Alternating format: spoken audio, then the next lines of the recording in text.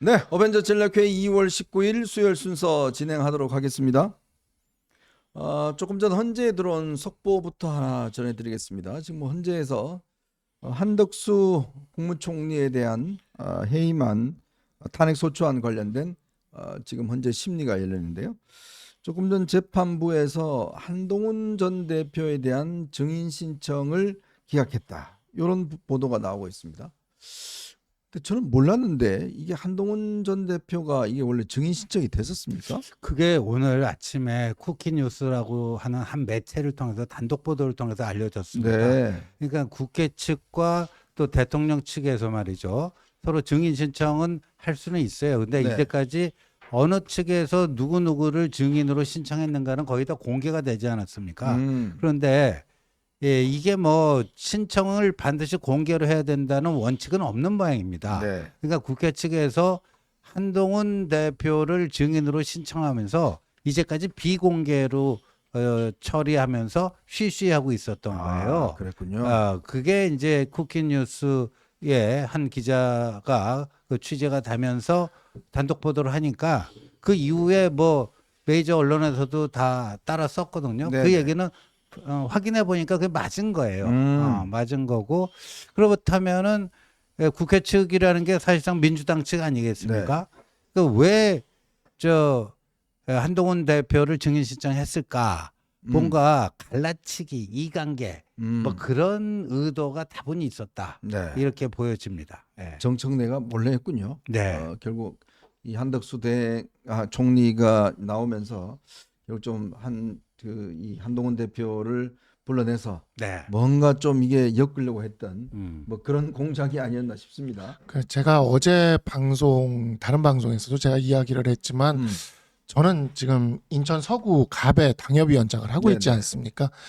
사실 우리 뭐 조기 대선이 열린다고 한다면 우리 당의 경선이 끝나고 바로 대선을 또 해야 돼요. 네. 그 후보가 누가 됐던 저는 인천 서구 갑의 당협위원장이기 때문에 그 후보를 위해서 뛰어야 되는 사람입니다. 그게 이제 저희 당의 승리와 우리 보수 전체의 승리를 위해서 해야 되는 사람이죠. 그렇죠. 근데 그런 점들을 생각을 해서 이제는 그동안의 갈등이 있어도 수습을 해나가야 되는 그런 상황인데 아주 끊임없이 이와 같은 갈라치기를 내부에서 하는 세력이 있어요. 네, 그런 세력들이 저는 이제 보수 분열 세력이다. 네. 이렇게 좀 지칭을 하고 싶고 이 소위 말하는 보수 분열 세력들의 이 책동을 민주당이 적절히 활용하려고 하는 것이다. 그렇기 때문에 사실 그 보수 분열 세력들 그만 좀 해야 돼요. 지금. 그래서 끊임없이 계속 맡아도 예를 들어 출판사 하나 가지고 아니 박형준 부산시장이 좌파입니까? 네. 네. 그 조수진 의원이 좌파입니까? 아니잖아요. 근데 그 한동훈 대표 낸 메디치 그쵸. 미디어 말씀하신 거죠? 네, 맞습니다. 네, 저 근데 거기 잘합니다. 네. 출판사 하나 가지고 찌라시를 만들어 가지고 이렇게 돌리는 이 보수 분열 세력.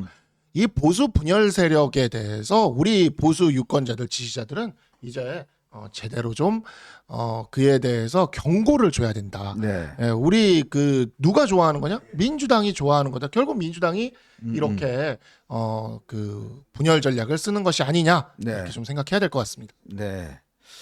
사실 그 회사의 대표님이 저하고 이름이 같습니다. 성만 다르고 그렇습니까? 김현종 대표라고 저하고 같이 또 기자 생활 같이 했고요. 중앙일보 기자 출신인데 뭐 제가 워낙 잘 알고 있기 때문에 네 그렇습니다. 어쨌건 뭐 일단 현재 증인 신청은 기각이 됐다라는 소식이 들어와 있습니다. 자, 근데 오늘 제가 좀 놀라운 오늘 뉴스 하나를 조선일보를 통해서 봤는데요. 지금 우크라이나전에서 참전하고 있는 그 북한군 병사 2명이 우크라이나에 이제 포로로 잡혔지 않습니까? 이 2명에 대해서 이 조선일보가 인터뷰를 했습니다. 인터뷰를 했는데 26살 리모 또 21살 백모 2명입니다. 2명의 그 북한군이 북한 정찰총국 소속인데요. 이들이 아마 이제 생포가 돼서 그동안 치료를 받다가 이제 이 우리나라 언론에 처음으로 인터뷰를 하게 될 겁니다. 근데 참 놀라운 사실이요. 지금 일단 오늘 26살 리모 이 양반의 이제 오늘 인터뷰가 실렸는데 군 복무를 10년째 하고 있대요. 지금 26인데 10년째면 16살 때 군에 갔다는 건데 어머니가 혼자서 지금 평양에 살고 있다고 그럽니다. 근데 군 복무 10년 동안 한 번도 부모님을 만나지 못했대요. 만나지도 못했고 전화로만 그 가끔 안부를 물을 정도였고, 그리고 본인은 이 우크라이나 올 때 유학 간다는 이야기를 듣고 왔답니다. 이 뭐 훈련 유학을 간다는 이야기를 듣고 와서 현장에 그 투입이 됐는데, 이 드론 때문에 이제 그 같은 동료 병사들은 다 숨졌다고 그래요. 혼자만 살아남았다고 그러는데 참 기가 막힙니다. 더군다나 이게 지금 북한 군들이 대부분 이런 방식을 통해서 이번에 이제 참전을 했고, 그리고 본인들이 어디에 갔는지도 모르게 지금 들어와서 저렇게 솔직히 이야기해서 정말 말 포탄밥이 되는, 드론밥이 되는 이제 그러한 상황인 것 같습니다. 그래서 지금 본인은 아직도 인생이 살 날이 많이 남았기 때문에 꿈을 좀 펼치고 싶다, 한국에 오고 싶다라는 의사를 공개적으로 밝혔습니다. 참 이게 10년 근무하는 동안 한 번도 부모를 만나지도 못했고, 그리고 또 이게 이제 제대할 때쯤 됐는데 속아서 북한에 파병이 됐고, 거의 사기 지금 파병인 것 같아요. 그 우리 인신매매 그 범죄단 있지 않습니까? 인신매매. 네. 저거 사실상 유학 보내준다 꼬셔가지고 가갖고 그 군인으로 팔아먹은 거 아니에요, 용병으로. 그러니까 사실상 인신매매 그런 범죄에 해당된다고 볼 수 있는데, 북한이라는 나라가 뭐 US 달러 위조 지폐도 만들어냈고, 네. 국가 차원에서 마약을 재배해서 그걸 또 밀매를 하고 있고, 드디어 이제는 이제 자기 나라 인민들까지도 돈을 주고 저렇게 팔아버리는 인신매매까지 자행하고 있구나 하는 생각이 듭니다. 3,000명 가까운 북한군들이 지금 사상자가 나왔다고 그러죠. 북한군이 아마 더 파병을 할 것 같다라는 이야기가 나오고 있는데 참 기가 막힙니다. 근데 더군다나 지금 이제 트럼프 대통령이 들어서면서 지금 이 협상들이 벌어지고 있는데, 이 우크라이나를 제외하고 러시아하고 이 미국이 바로 다이렉트로 협상하는데, 오늘 트럼프가 정말 황당한 이야기를 했습니다. 아니 우크라이나가 전쟁 발발을 안 했으면 이렇게까지 됐지 않지 않냐. 오히려 우크라이나 책임을 지금 돌리고 있어요. 3년 동안 뭐 하러 저 전쟁 끝날 기회에 됐었는데 왜 안 했냐. 그러니까 러시아의 침공이나 러시아에 대해서는 이런 방구 잘못을 지적하지 않고 오히려 우크라이나한테 책임을 떠넘긴 겁니다.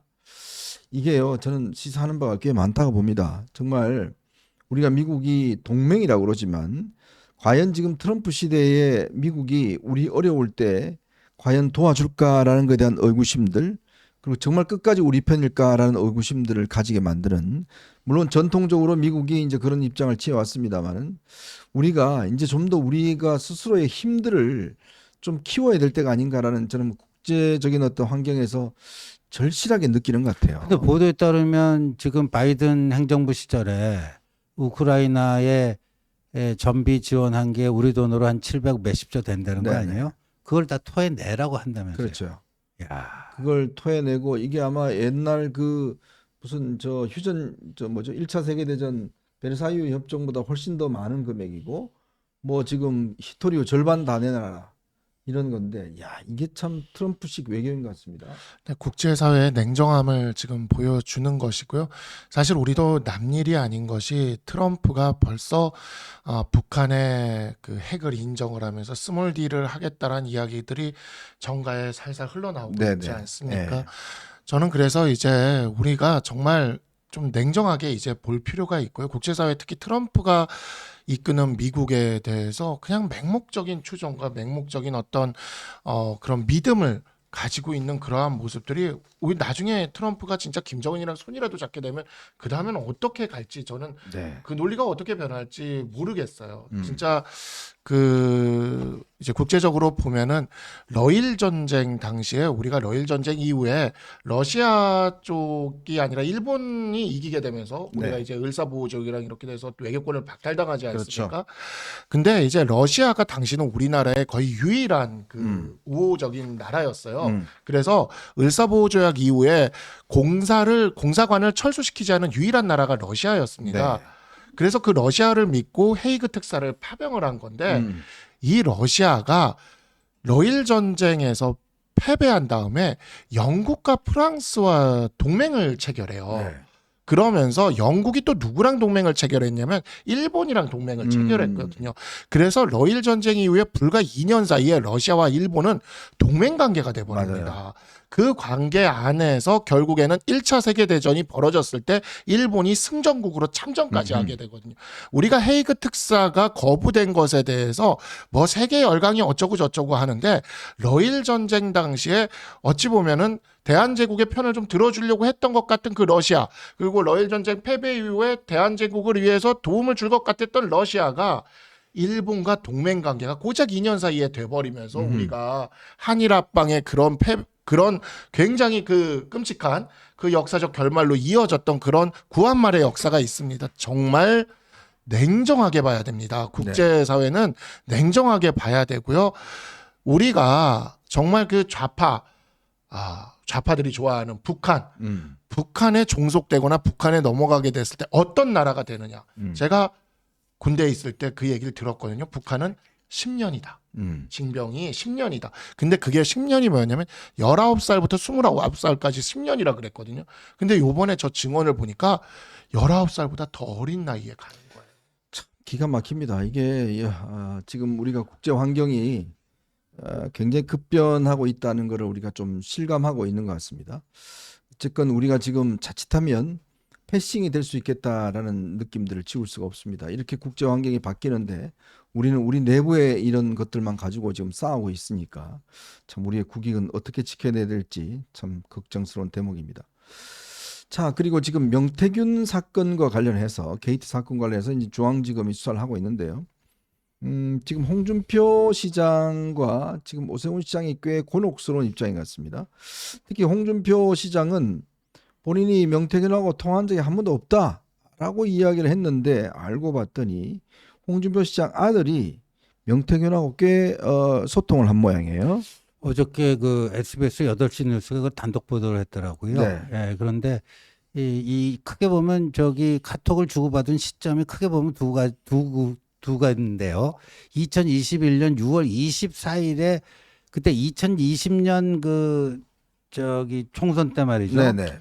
김영호 그 공관위원장이 홍준표 그렇죠. 의원에게 그 PK의 험지인 김해가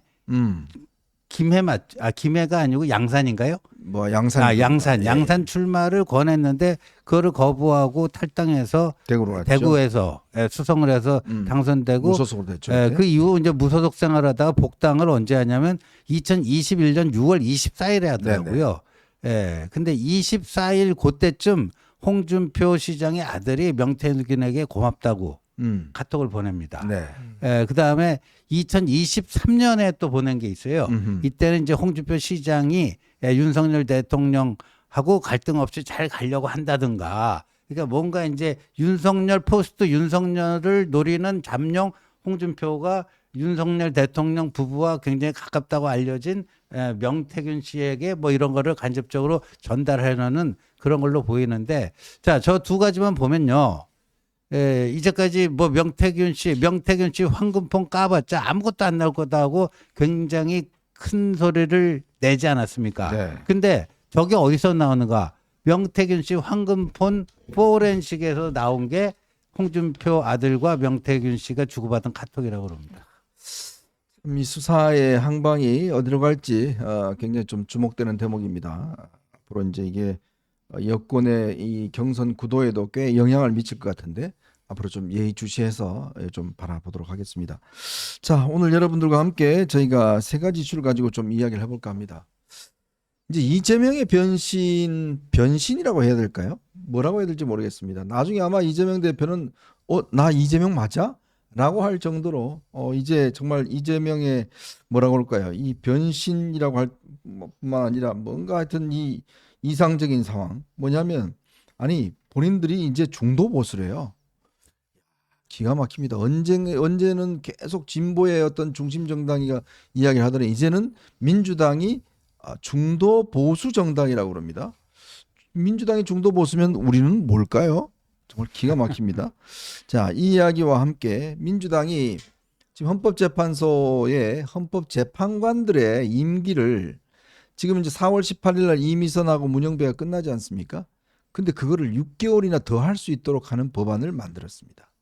야, 그러니까 자기들이 임명이 안 되면 후임자가 임명이 안 되면 전임자가 임명될 때까지 할 수 있도록 하는 6개월 동안 이런 법까지 만들었다고 그래요. 참 기가 막힙니다. 요 이야기 함께 지금 좀 전에 우리가 뭐 댓글로도 많은 분들 올려주셨지만 지금 한동훈 대표가 곧 출간하고자 하는 국민이 먼저다라는 책에 대한 이 반응이 아주 뜨겁습니다. 지금 뭐 선 주문이 상당히 쇄도하고 있다고 그래요. 그래서 요 상황도 한번 점검을 해보도록 하겠습니다. 자, 여러분 보시면서요. 구독과 좋아요 알림 꼭 부탁드리도록 하겠습니다. 저희는 이제 첫 번째 이슈로 한번 넘어가 보겠습니다.